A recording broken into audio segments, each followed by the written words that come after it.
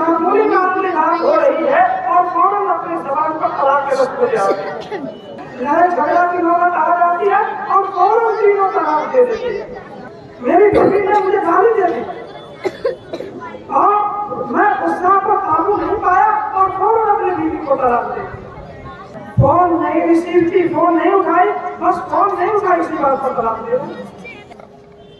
بسم اللہ الرحمن الرحیم وبہ نستعین اما بعد فقد قال اللہ تبارک و تعالی فی القرآن المجید والفرقان الحمید اعوذ باللہ من الشیطان الرجیم بسم اللہ الرحمن الرحیم الطلاق مرتان وإمساك بمعروف أو تصريح بإحسان وقال النبي صلى الله عليه وسلم إن أبغض الحلال إلى الله الطلاق۔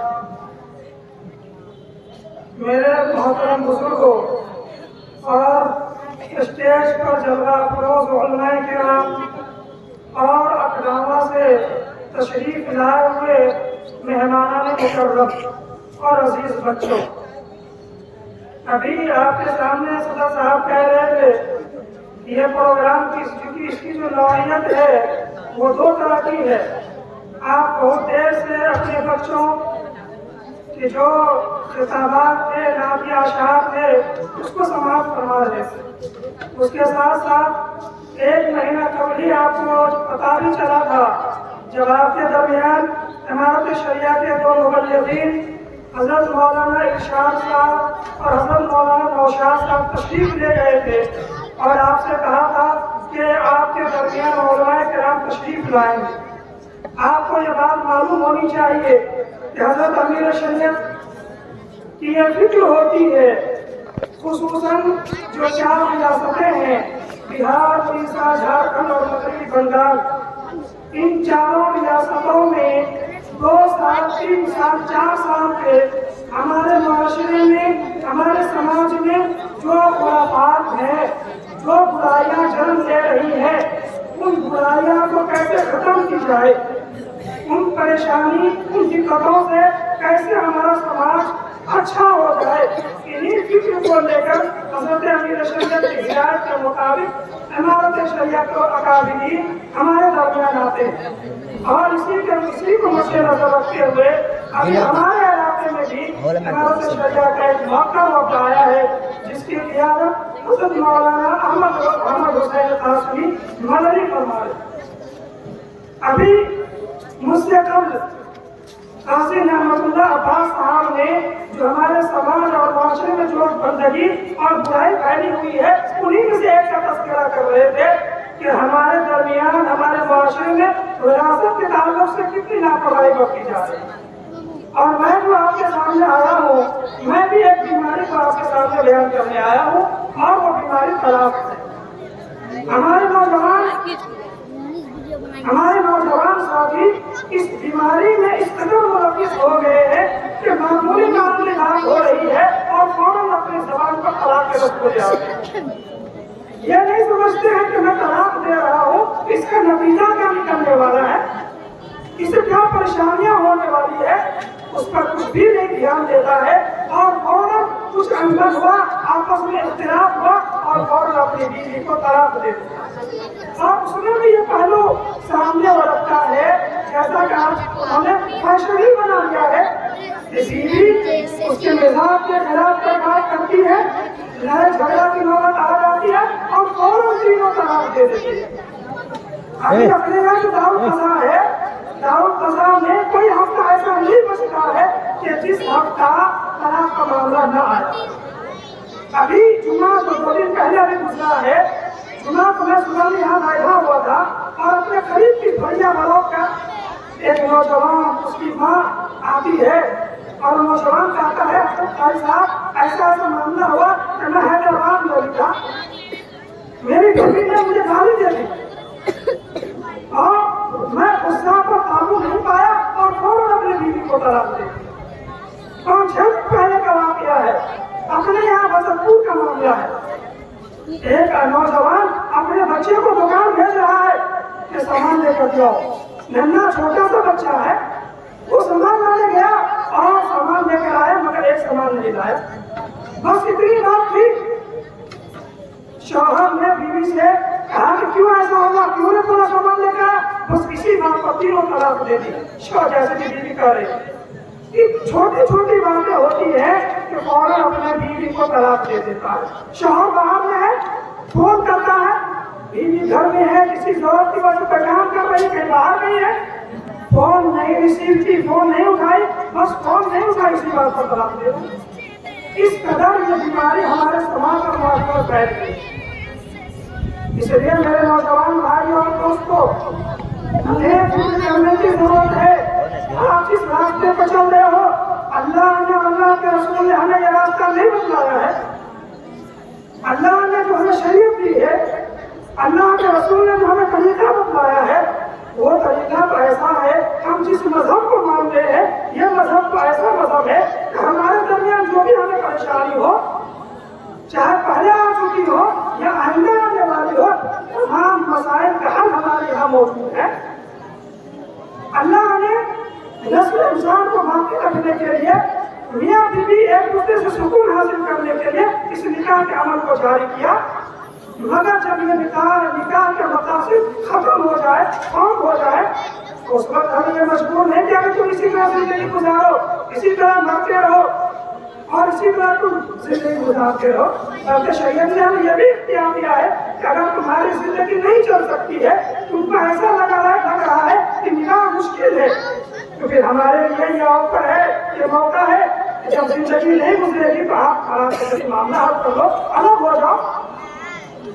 लेकिन होता है क्या है, उसके बाद जो मामला होता है, छोटी छोटी बातें होती है और हमारे नौजवान जज्बात पर काबू नहीं करते और फौरन तलाक देते। हमें ऐसा नहीं करना है।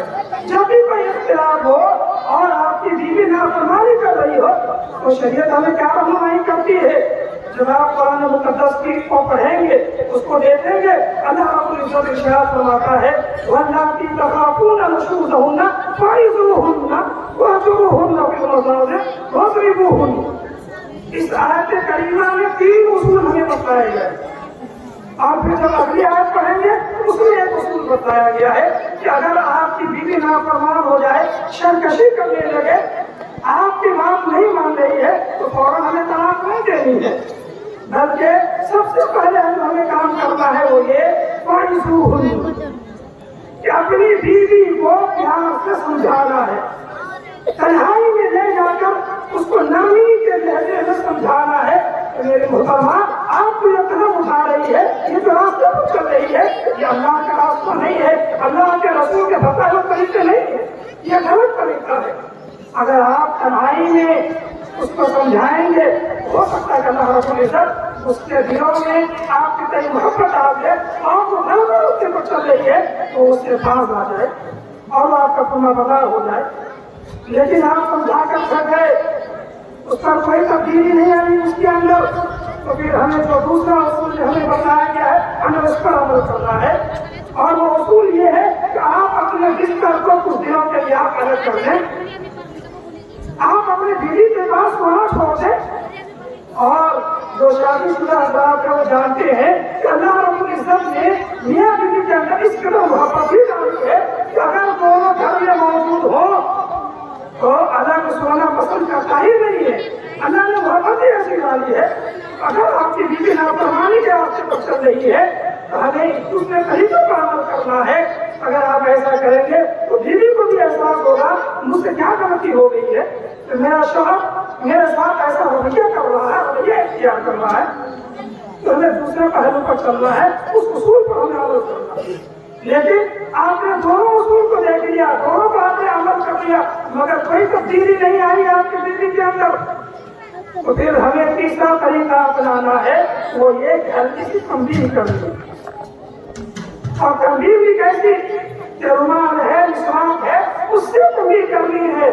ऐसा नहीं कि जो अभी हमारे माशरे में बात फैल रही है इस सिलसिले में, बीवी कोई गलती थी, हमारे मिजाज के खिलाफ कोई बात नहीं खोली, फौरन जो सामने में आया, चाहे लाठी हो, डंडा हो, जूता हो, चप्पल हो, हम उधर नहीं देख के बस उठाया और पीटना शुरू कर देते हैं।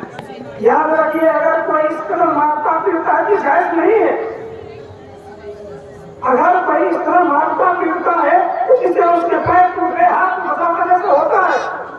जायज नहीं है, शरीयत हमें इसकी इजाजत नहीं देती है।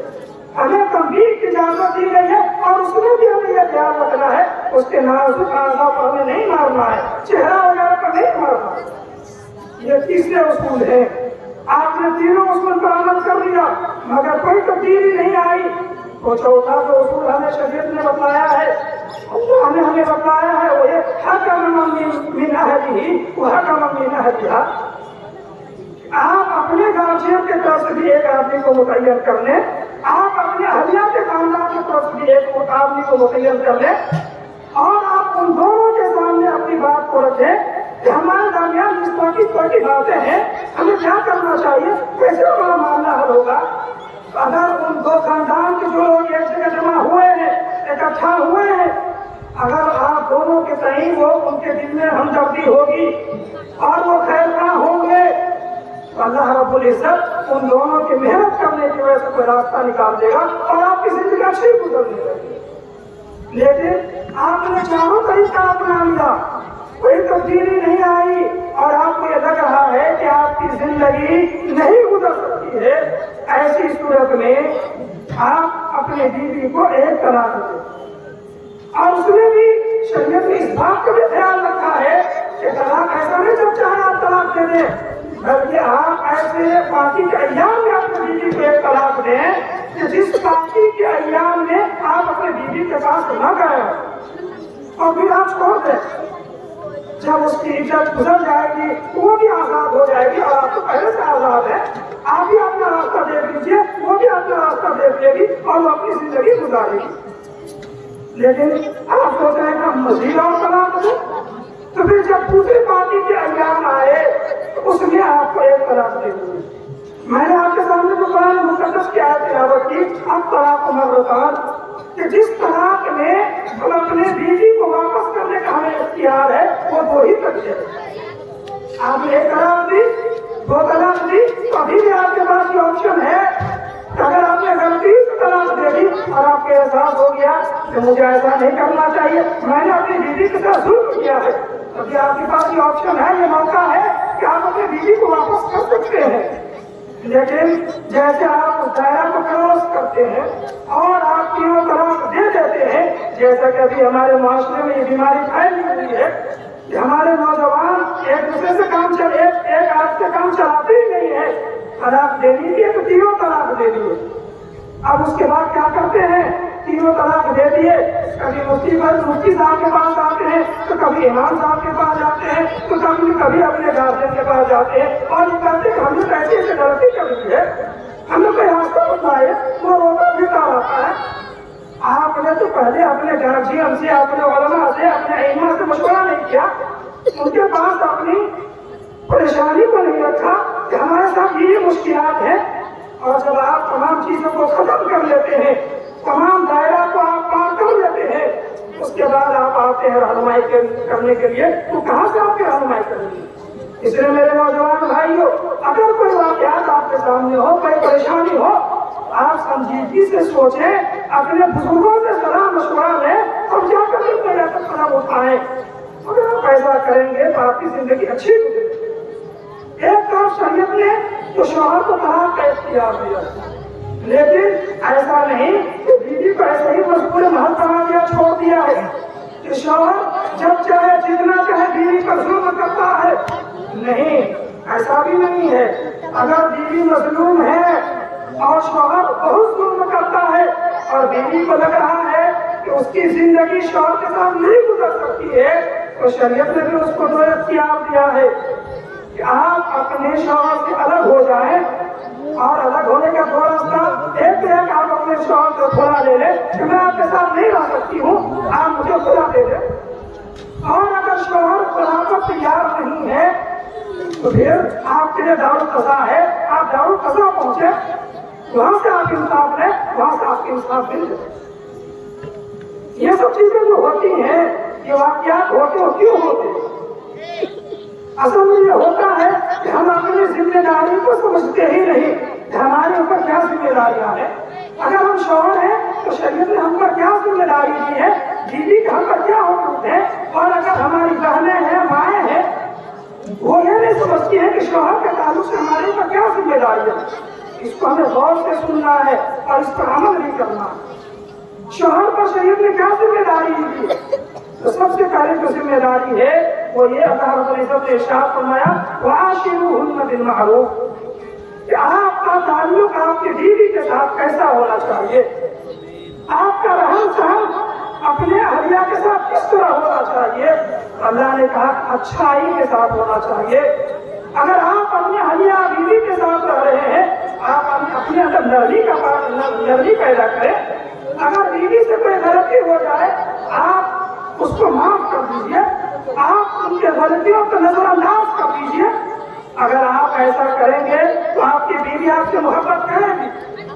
اور دوسری جو ذمہ داری شوہروں پر ہے وہ یہ آپ جیسا کھانا کھاتے ہیں، جس طرح گھر میں رہتے ہیں، آپ اپنے بیوی کو بھی ایسے ہی ٹھکانا دیں، ایسا ہی خوراک دیں، ایسے ہی کھانا دیں۔ اور جو تیسری اہم ذمہ داری وہ یہ ہے آپ اگر گھر میں کوئی کام کر رہے ہیں اس کام کو کرنے سے پہلے آپ اپنے گھر میں مشورہ کر لیں، اپنے بیوی سے پوچھ لیں کہ محترمہ اپنے بچے کو مدرسہ میں داخلہ کروانا ہے، اس مدرسہ میں داخلہ کروائیں، تھوڑا کام کرنا ہے، کیا تمہاری رائے ہے بتاؤ۔ یقین مانیے اگر آپ ان چھوٹی چھوٹی باتوں پر اپنی بیویوں سے مشورہ کریں گے تو آپ کو کسی کے پاس جا کر یہ نہیں کہنا ہوگا کہ ہماری بیوی ہم سے محبت ہی نہیں کرتی ہے، ہم سے نفرت کرتی ہے، ہماری بات ہی نہیں مانتی ہے۔ اسی طریقے سے آپ پر یہ ذمہ داری بنتی ہے کہ آپ کی اگر بیٹی ہے، بہن ہے، آپ ان کو سمجھائیں کہ جب وہ شادی ہو کر اپنے سسرال جائے تو ان کو حکم بتلائیں کہ ان پر کیا ذمہ داری آتی ہے۔ ان کو یہ بتلائیں کہ سب سے بڑی جو ذمہ داری تم پر ہے وہ یہ کہ اپنے شوہر کی اطاعت اور فرمانبرداری کرو، ان کی بات مانو۔ اور اگر گھر میں اگر ماں باپ ہیں، تمہارے ساس سسر ہیں تو ان کی عزت کرو، ان کو اپنا ماں باپ سمجھو۔ یہ سمجھو کہ شادی سے پہلے تمہارے ایک ہی ماں باپ تھے، لیکن جب شادی ہو گئی تو تمہارے دو ماں باپ ہیں۔ اگر ان کی طرف سے کوئی باتیں ہو جائے تو آپ اس کو برداشت کرو۔ اسی طریقے سے جو دوسری ذمہ داری ہے وہ یہ کہ آپ اپنے شوہر کے مال کی عزت کی حفاظت کریں۔ آپ کا شوہر آپ کے آرام اور راحت کے لیے باہر کمانے گیا ہے، دن دن بھر وہ مزدوری کرتا ہے اور مزدوری کر کر آپ کے پاس روپیہ بھیجتا ہے۔ آپ ایسی صورت میں ایسے اس کے مال کو نہ اڑائے، بس جہاں ضرورت ہو آپ اس کو وہاں خرچ کریں۔ اسی طریقے سے آپ کا شوہر کا باہر ہے، آپ اپنے گھر میں کسی اجنبی آدمی کو آنے کی اجازت نہ دیں، آپ کسی اجنبی آدمی سے اپنا تعلق نہ بنائیں، آپ کسی اجنبی آدمی سے بات چیت نہ کریں۔ اگر آپ ان باتوں کا خیال رکھیں گے تو آپ کا شوہر بھی آپ کی عزت کرے گا اور آپ کی زندگی بھی اچھی ہوگی۔ اسی طرح ایک بات یہ بھی ہے کہ اگر اللہ نے آپ کو اولاد دی ہے، آپ جیسے کہ شریعت نے گھر کے تمام سے باہر کی ذمہ داری شوہروں پر رکھا ہے، اسی طریقے سے گھر کے اندر کی ذمہ داریاں ہیں وہ آپ پر رکھتی ہیں۔ اس لیے آپ اپنے ننھے بچوں کی پرورش کریں، ان کو اللہ اور اس کے رسول کے احکامات کو بتائیں، ان کی تعلیمات آپ ان کو دیں۔ اگر آپ ایسا کریں گی تو پھر آپ کا بچہ ایک پکا سچا مسلمان ہوگا۔ اور دونوں کے لیے ایک بات یہ ہے کہ آپ اپنے اندر برداشت کا مادہ پیدا کریں۔ اگر آپ کا شوہر غصہ میں ہے اور غصہ کی حالت کا پایا ہے تو آپ اس سے محبت سے پیش آئیں، آپ اس سے نرمی سے بات کریں، اس کا غصہ یقیناً ٹھنڈا ہو جائے گا۔ اور ہمارے جو نوجوان بھائی ہیں وہ بھی ایک بات اس بات کا خیال رکھیں، اگر آپ گھر میں آ رہے ہیں اور آپ یہ دیکھ رہے ہیں کہ آپ کی بیوی پورے دن کام کر کے تھک گئی ہے، پسینے سے شرابور ہے، آپ ان کی خدمت افزائی کریں، ان کو حوصلہ دیں، ان سے کہیں کہ بھائی تھوڑا آرام بھی کر لو، اسے آپ آرام کرو، اس کے بعد کام کرنا ہے۔ اگر آپ ان چھوٹی چھوٹی باتوں کو دھیان رکھیں گے اور اس پر عمل کریں گے آپ کی زندگی اچھی ہوگی۔ اور پھر آپ کو کسی کے پاس جانے کا یہ موقع ہی نہیں ہوگا کہ ہماری بیوی تو ہماری بات مانتی نہیں ہے۔ اور جو یہاں گارجین حضرات موجود ہیں ان سے بھی ایک درخواست میں کروں گا، اس طرح کے جو معاملات آتے ہیں، طلاق کے واقعات آتے ہیں، اس میں ہوتا کیا ہے؟ ہم لوگ اس میں اگر ہمارا بیٹا ہے، ہمارا بھائی ہے، ہم اپنے بھائی کی طرف ہو جاتے نہیں۔ اگر